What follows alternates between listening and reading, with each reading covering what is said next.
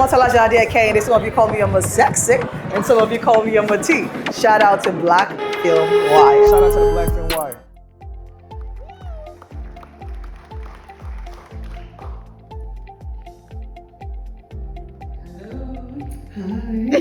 Again.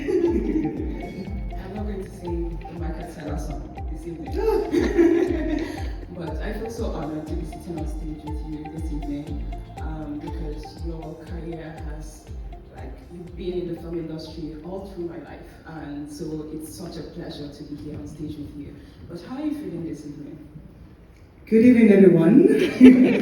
I feel great. Thank you very much for asking. Yeah. So over the years, you've said that the further you've gone in your career, you've felt more calm, more confident.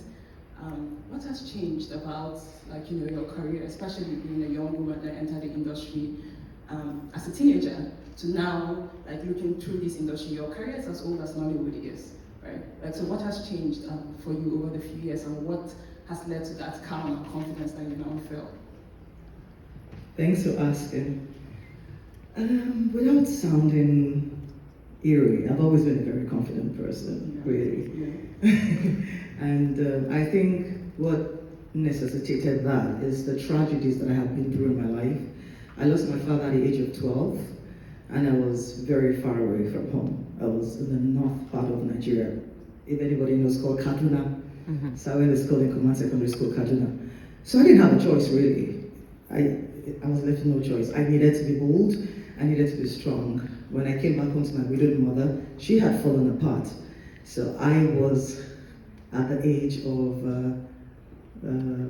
I was 14 or so. I didn't have a choice. I was left to pick up the pieces. I was closest to my dad. I was an only child for a very long time before my younger brothers came along. And so when I lost my dad, funny enough, I didn't cry. I think I didn't grieve because something clicked, and I just told myself, I'm going to become a man. I'm going to take the place of my father. And so from that time, I just told myself I needed to be that person. And that was the same energy that I got into the industry with. So that spirit has led me through everything. I believe it's my father's spirit, and it has led me to this point. Woo! That is such a powerful response, and I really appreciate it, hearing about that from another woman. In my career, I write about women's labor, both visible and invisible. And as somebody that has been in this career for such a long time, I'm sure that when you look back to the industry, you see a lot of iconic figures, histories of African women that really, touch you in many different ways. And I'd just like to ask, if you were to play any historical figure at all, who would you pick and why? There's so many. But I think Funmilayo Ransome-Kuti. I will pick her, for so many reasons.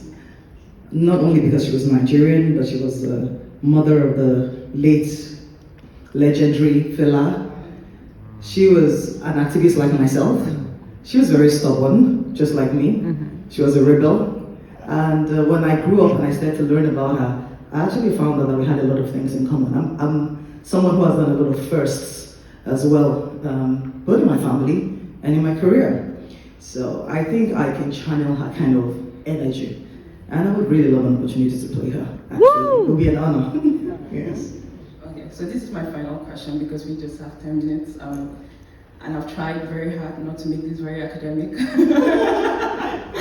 Yeah, but I think the final question I want to ask, it might tread that academic line a little bit. But when you look at African cinema, when you look at Nollywood, what do you hope for, the field generally, right? Based on your experience as an actor, as a producer, and as a director, what do you hope for the field generally, and what do you think that we need to set our minds upon that we're not doing at the moment? That is a set of questions. We've done a lot. A lot of you know about Afrobeats already, but let me shock you that we actually broke out internationally first before Afrobeats. So we lost, yeah, we did.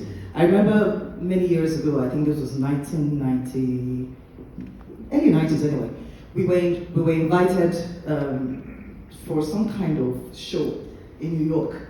And that was the first time as a group of Nollywood actors that we're actually going to be coming out of the country together. And we were in Brooklyn, you know, and we had to have a show or something like that, but we were very informed. We went to another state, came back, so we're tired. And so the promoters had the show, and we were just rebellious. We're like, we didn't know about it, we're not going to come. And the whole fans flipped. That was the first time they called NYPD. And I think that was the first time we knew our power. We're like, ooh, the police everywhere, you know. And we're like, people really care that much? And that was the first time we all knew how big, really, Nollywood was. And since then, Nollywood has gone into nooks and crannies of different parts of the world. I think we already did it. And we did it then without Netflix, without the streaming networks or anything. We did it with VHS. So I think when I think back, what that reminds me of is we were already that powerful. And it was based on our stories. In Nollywood, we have authentic stories. It wasn't about the quality of the movies. It wasn't about the medium we were using to send it out. It was because people could connect to the kind of stories we were telling. And I think we're right back to that now. I think from this year or thereabout, a lot of producers and directors have started to churn out again human stories. I think that's what we lost. And that's how we lost momentum. And so we're right back at that. Mother's Love is a very wonderful human story. And there's so many other ones that have come out recently. And I think there's some kind of spirit in the air that's leading all of us in that direction. So watch out, okay? Nollywood is back.